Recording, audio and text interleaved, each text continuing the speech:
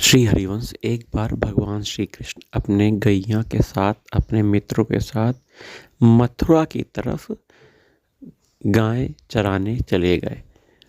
उन्हें यह आभास हो गया था कि मथुरा की जो ब्राह्मण पत्नियां हैं वो भगवान श्री कृष्ण से बहुत प्रेम करती हैं और वो चाहती हैं कि भगवान श्री कृष्ण से वो मिलें। तो इसी इच्छा की पूर्ति के लिए भगवान का मन आज मथुरा की तरफ अपनी गैया को चराने के लिए किया। लेकिन सवेरे क्या हुआ? सवेरे ये हुआ कि भगवान श्री कृष्ण और ग्वाल बाल इतनी जल्दी से चले गए गाय चराने के लिए कि अपना भोजन लेना भी भूल गए। तो भगवान की ये इच्छा से ही हुआ था। क्या इच्छा है आगे सुनिए। जब गैया चराते चराते दोपहर में भूख लग गई ग्वाल बालों को, तो उन्होंने श्री कृष्ण से प्रार्थना की कि अब हम भूखे हो गए हैं, हमें भूख लग रही है, लेकिन हम आज कुछ लेकर नहीं आए हैं।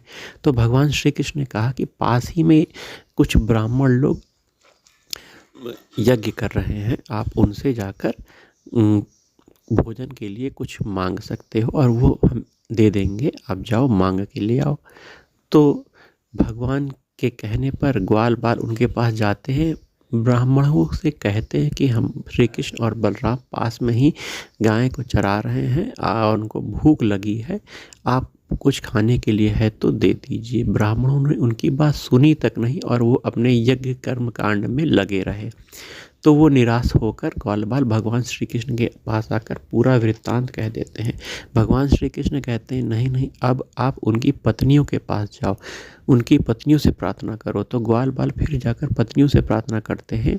ये जो ब्राह्मणों की पत्नियां हैं, इन्होंने बहुत पहले अब भगवान श्री कृष्ण की जो लीला हो रही थी उन सबको सुना था।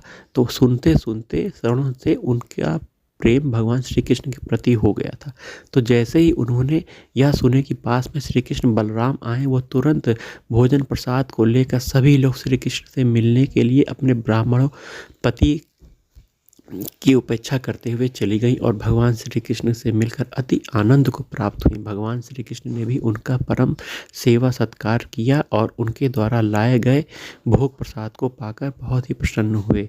भगवान श्री कृष्ण ने उन्हें कहा स्वागतम महाभागो, जैसे भगवान श्री कृष्ण ने गोपियों से कहा था। तो यज्ञ ब्राह्मण पत्नियों पर कृपा करी।